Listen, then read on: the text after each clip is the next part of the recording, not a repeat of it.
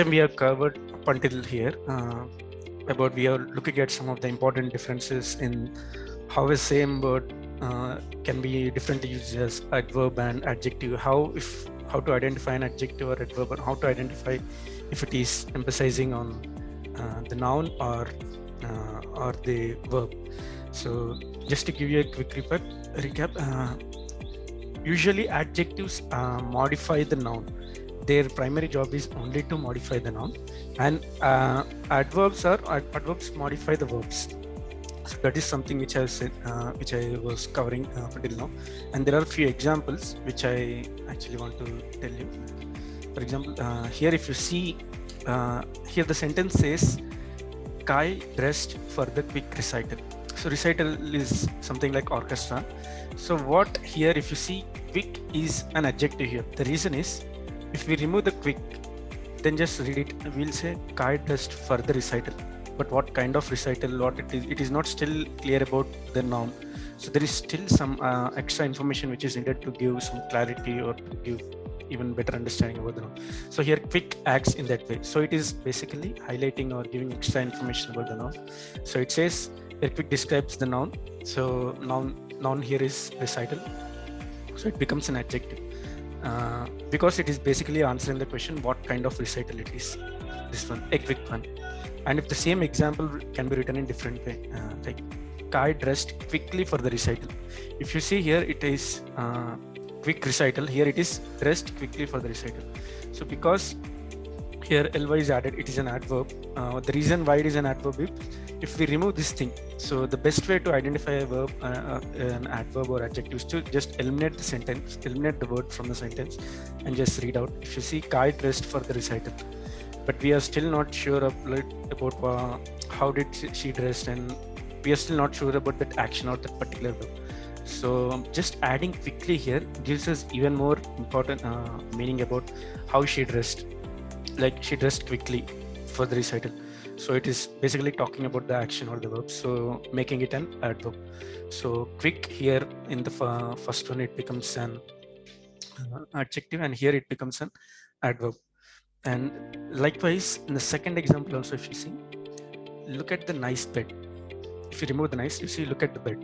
If you add the nice bed, then it gives even more proper meaning of the noun bed, talking about what kind of bed it is, or etc. So nice modifying the noun, so it becomes an adjective. And if you see the below example, look at the nicely made bed. So nicely is basically talking about how the bed is being made.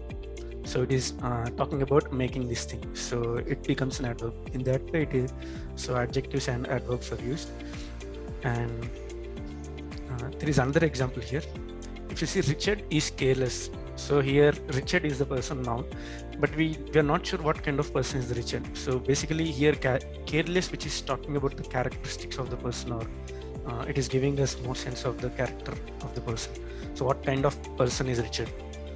So it says Richard is careless. So careless is actually giving more information about the noun it is emphasizing. So careless becomes here an adjective. And the same similar example below, if you see Richard talks carelessly. If you remove carelessly, you would see Richard talks. But what is he talking? How is he talking? We are not sure about the action. So adding carelessly, or he's talking focused, or in something, etc., which is actually highlighting the verb, like talking, that becomes an adverb. So anything which have ly, we as we have said, it would become an adverb, but not necessarily adverbs will come in ly. There are certain other examples where adverb will not have ly, but still it is highlighting, it is giving more information of the verb. And I'll show you one such example here. So see the first one. So we'll talk about this. So bad or badly. So if you see, the dog smells badly. So badly, as I said, this is an adverb. So dog smells badly. What basically it is telling is, it is smelling badly, which means dog is doing an action, which is smelling. It is trying to smell on the ground, or it is doing something else. So what we are basically saying is, dog is not doing the proper job of smelling. So that is what this badly ly is, just adding an ly make the whole sentence in a meaning. So it conveys a different meaning. So basically here what we are saying is, the dog is not doing the proper job of smelling. But in the second example, if you see, dog smells bad. So here, dog smells bad, not necessarily we are talking about it smelling. We are talking about the dog itself. How is it?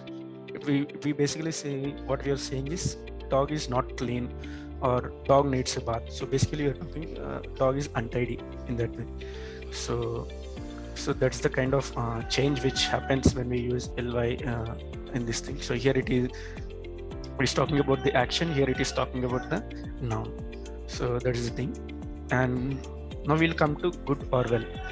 So many times we would have seen basically in our client calls, when we join a client call or when we are writing a mail, we usually say like, I hope you are doing well, or I hope you are doing good, or sometimes we get into a client call and we say, usually they ask us, hey, how are you doing, likewise. So whenever they say such things, what we have to say is good is an adjective, it is not an adverb, and well is an adverb actually. So good is, what it does is basically it is talking about the noun, and well is talking about the action. So whenever you say I am doing good, that is actually a wrong way of conveying the information. You cannot do well. You cannot do good. You can do well. So basically what you have to say is I am doing well, or I am, whatever the action it is, if you are talking about the action, you have to say well. In case if you are talking about the noun, then you have to say good. So if you see good is an adjective, so you do not do good or live good, but you can do well or live well. You should say I live well, or I'm doing well, something like that. But good is not the way, especially when there is an action. So if it is an action, then we should say well, not good. And we'll say some examples of it. So and there is an exception for good and well. And sometimes we can... basically, Surya, you're saying that hey, I'm well is correct expression. Is that right? I'm good is okay, Chaitanya. I'm good is okay properly, because we are saying about the noun only, what kind of condition I am in. But if you say I am doing good, but that is not the right way. You have to say I am doing well, because doing is an action. So whenever there is an action, I am doing well, I am working well, and I am playing tennis well. So that is the proper way of putting things. But you cannot say I am playing tennis good, I am doing good. So that becomes wrong. Because good is an adjective. It cannot talk about verb. But there is an exception for good. Sometimes even for action, good is used, and that exception I am going to talk about. Yeah. So usually there are certain verbs called sense verbs. Say for example, verbs like feeling, hearing, seeing, smelling, or tasting. These are related to 5 sense of organs which we have. So which are like touching something, or hearing something, seeing something, or smelling something, or tasting something. So basically, even though these are sense verbs, they are all non-action verbs. As I said, for action verbs we cannot use good, but for sense verbs we can use good. So for example, if I say my mother looks good, so we are talking about looks, but still I did not use well, I used good, but still it becomes good, right way of putting things, because my mother looks good does not necessarily mean my mother is looking at something very well. That is not what I'm saying. My mother looks good means basically I'm talking about her health condition. So even though it is a verb, looks, but it is a sensor verb. So good can be used in there, used where there are sensor verbs. So like for example, I feel really good. Feel really good does not mean I'm touching something and I'm feeling something. What here necessarily I'm conveying the meaning is, I feel really good today. I'm talking about still my health condition, or how exactly am I feeling today, and this thing. So that is the reason why we can use good for only sensor verbs. Anything other than sensor verbs, we cannot use good. We have to use well. But in case of sensor verbs like touching, hearing, smelling, because these things not necessarily talking about the action, they're all non-action verbs. They're talking about a different thing, different meaning. Like how my mother looks good, I feel really good today. How they are conveying different meaning. Does anyone have any doubts here in this thing? Surya, so can we use I'm feeling really well? I'm feeling well today. Is that right? Yeah, well also can be used, and good is also can be used for these things, for sensor verbs. Okay. Yeah.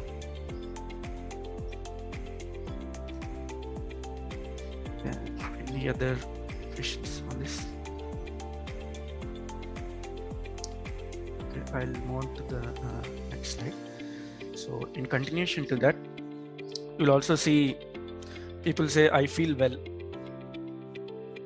So basically I feel, as just now as Sanjay has mentioned, like can we use well also in case of sensory verb. So I feel well is also basically conveying the same meaning as I feel good. So basically what they're saying is I feel good, but because it is a sensory verb, we are using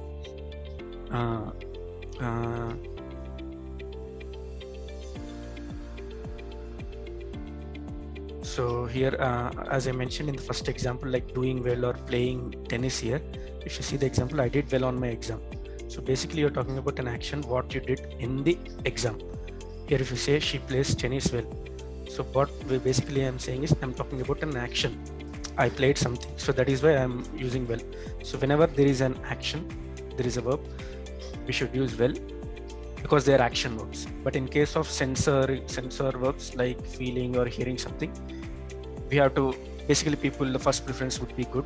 Even if we use well, it is basically conveying the same meaning as well. So this is the exceptions for good and well, which we basically see. And there is another example which I would like to talk, which is sure or surely. So here, as we know, sure is an adjective, and surely because it is an adverb. So he is sure about his answer. So sure describes about his what kind of situation or how exactly is he understanding things. So sure is basically talking about he. It's talking about the noun. But in the second example, the senator spoke out surely. You're talking about what kind of action which the senator did. He's speaking well. So he surely knows certain things. And how did senator spoke? He spoke well. He spoke surely about it. So the best way to, sometimes in case if we don't have ly, or here in this case if we have sure and surely, so because there is ly, we have easily identified it is an adverb. But there would be certain situations where we might not see ly, and there would be some similar things. In such a case, what we can do is we can just eliminate those words from the sentence and just read out the sentence. And by adding this word, what exactly it is conveying? Is it talking about the noun or is it talking about the verb? By that thing, we can easily identify what the writer or the author or the person is conveying. Are they talking about the noun or are they talking about this thing? So that's the best way to identify adverbs and adjective and understand the meaning. So there is another example here, near or near. So there is an exception for near because near is actually used in different ways. So near is not just an adjective, it is also an verb and adverb also. It is used in basic English. It is also it not just acts as an adjective, it also acts as a verb and adverb. How? We'll see in the examples. And as we know, nearly, because it has ly, it is an adverb. So basically what nearly means is almost but not quite. He almost approached me, or almost they have approached something, but not accurate, but they are almost in a close manner. They have approached or arrived at some place or something. So that is what nearly exactly means. If you see the example, I'll be seeing you in the near future. Just read this sentence and just remove this near thing and just read out the sentence. You will see I'll be seeing you in the future. What is the future? Future can be 2 days is also a future, 1 week is also a future, 1 year is also a future, 10 years also a future, and we are not sure about what exactly this future means. It's still not conveying to the other person when is this person is going to see me. So future is a noun here. So when I put near in the sentence, it says I hear near describes the noun. But just because I have added near, it gives even more better sense. Like it is not something very long duration. It is almost near future. Means compared to the previous one, it is still giving some better information. Like it is not something very far, like 10 years or 5 years. I'll be seeing in the near future only. So it gives some more sense about the noun. So it becomes an adjective here. And if you see the second example, the cat crept near. You just remove the near and just read out the sentence. The cat crept. But how did it crept? Like what kind of action is it crept? Is it doing something it fastly or slowly, or is it doing it fast or slow, or how exactly is it doing? So just by adding near, it is giving more sense about the cat's action. It is giving cat crept near. It is saying how did the cat exactly clip. So in that way, if you just remove the near from the sentence, you'd get a better understanding of the sentence. So in this way, we can easily identify whether this particular word, because in both the cases it is near only, but the kind of usage which it is conveying, it is talking about the noun or it is talking about the word. In that way, we can identify even though we don't see ly in the sentence or in that particular word.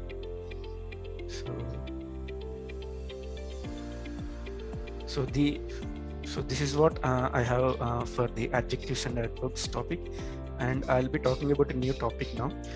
Does anyone have any doubt up until now in this particular topic?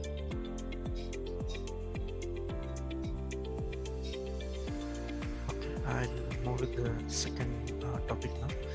So we would have heard about how to capitalize first words, or how to capitalize certain things in a word, or when exactly it is we have to capitalize certain things.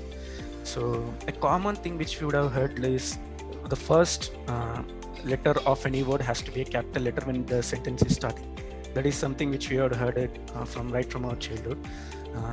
In addition to it, there are so many certain other rules where exactly capitals can be used in different areas or different contexts. So we'll get started with the very basic one.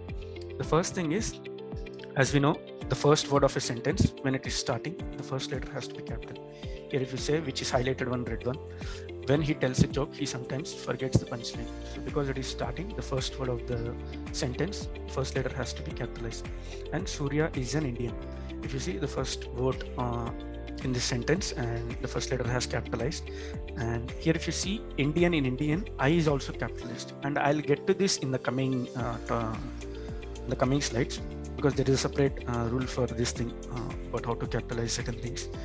So in this case, you can only see the first words of any sentence, the first letters are capitalized. And in all the alphabets, I has a special place in capitalizing things, because whenever we use I in the sentences, we are basically talking about the pronoun. So the reason why I especially has to be capitalized when compared to other letters is I is acting here as a pronoun. So whenever there is an I usage as a pronoun, we have to definitely capitalize. We cannot put it a small I, and we can say the last time I visited. It is not the proper English structure. It has to be a capital letter. So here in this second sentence also, if you see, when he came to the college, because when is the first word, this is capitalized. And you see, I gave him chocolates. So basically I is talking about myself, and it is a pronoun. So that is the reason why I has been capitalized and the first letters have been capitalized. And another rule for capitalizing things is, whenever we have proper nouns means names of a person, names of organizations, or names of locations, or names of specific things, anything we are talking about particularly, if it is a name, it is a proper noun.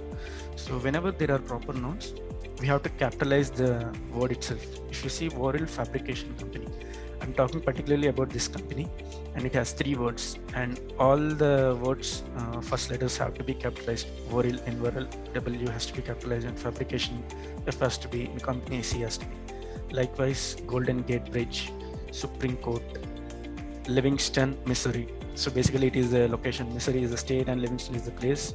So it has to be, the capital has to be capitalized, and as well as the state is also has to be capitalized. And Atlantic Ocean, Pacific Ocean. So Surya, how do you capitalize the capital? Which capital? I didn't get it, Chaitanya. You missed the joke.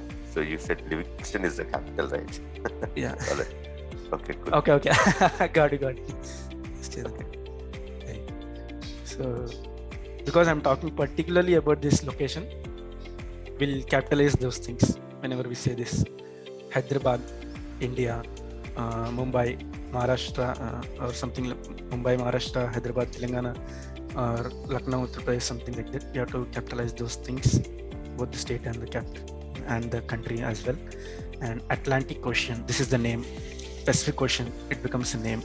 And ocean is also has to be capitalized. That's interesting, actually. Yes, because it is also a part of the name. It becomes a proper noun. So if we see the last one, Mothers Against Drunk Driving. So basically it is an organization which is MADD. So anything which has been abbreviated, they will be in capital. If you put them in long, if you extend them, then you have to capitalize every first letter of that all the words. So it becomes Mothers Against Drunk Driving. M would be capital A and D and D. So this is the rule for the proper nouns usage. And this is something very interesting here. If you see family relations, so whenever we are talking about the family relations, and especially those family relations has to be a proper name, or maybe that should be an replacement of the name, then we have to capitalize things. Say for example, in the first letter, if you see, I sent a thank you note, because I is starting, it has to be capitalized. I sent a thank you note to Aunt Abigail, but not to my other aunts. If you see here aunt has been capitalized, but here in the second time when the aunts has been repeated, it is not capitalized here. The reason is, whenever I am talking about a person, I might say Surya, or I might say Ramu, or I might say Krishna, or I would say Radha, something. I might use particularly the name. Whenever we use the name, because it becomes a proper noun, we have to capitalize thing. But when we use relationship also, instead of talking about the name, or instead of giving more sense about that person, I can capitalize those things aunt. But when I just use the name aunts or brothers or something, here basically what I'm saying is I'm not talking about that particular person or that particular noun. It is not a proper noun here. Here basically you're using aunts as a general usage. It is not the name which you're talking. Here in this case, Aunt Abigail. So basically you're talking about that person, that is the name, which is a proper noun. So it has been capitalized, and the relationship with that person. That is the reason why it has been capitalized here.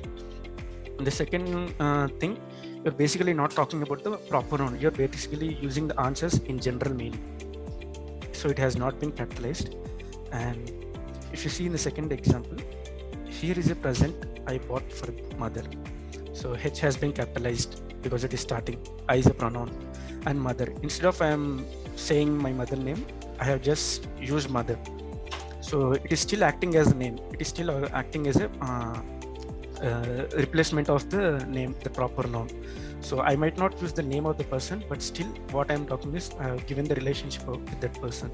So that is the reason we have to capitalize it. So whenever you say I bought for my mother, my brother or grandfather or something, so you have to capitalize the letter. But in specific cases, we cannot capitalize this thing also. When is that thing is whenever you have a possessive noun there. So for example, if you see the third example, did you buy a present for your mother? Here did is a starting, it is the first word of the sentence, and it has been capitalized first letter. And did you buy a present for your mother? Here M is not capitalized. The reason is just a possessive noun is preceding the proper noun. So basically you're talking about the relationship with that proper noun, but before it there was a possessive thing. So whenever there is a possessive noun just before the family relationship which you're talking about, we should not capitalize it.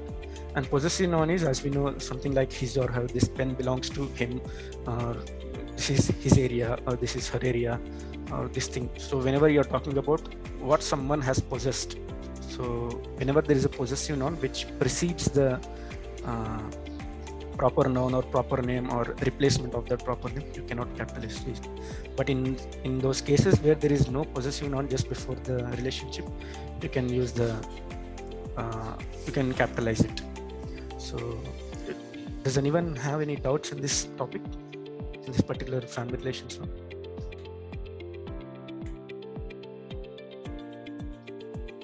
I think this is about capitalizing things up until now, and there are certain other rules also, and it is actually 10:1 right now. So I am stopping, and I'm stopping the topic here, and I'm stopping the screen share. We'll be continuing about this topic in the coming week. Aunt Abigail.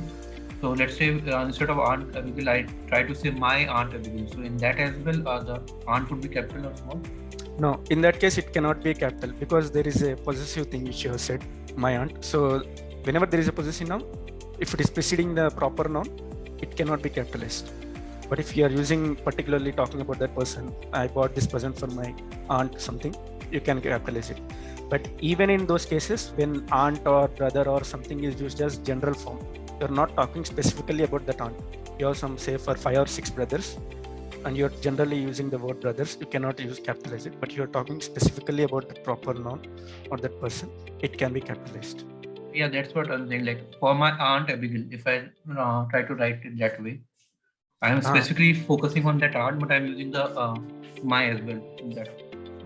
Okay, then in that, aunt cannot be capitalized, but the name can be capitalized. So because you're talking specifically about your aunt Abigail, it is a specific usage. It cannot be a generalized form. So aunt is small. Aunt will be in the small letters, but the name would be in capital letter because it is a proper noun, perfect proper noun. Name of a person, name of a location, or name of formation, anything. So that would be.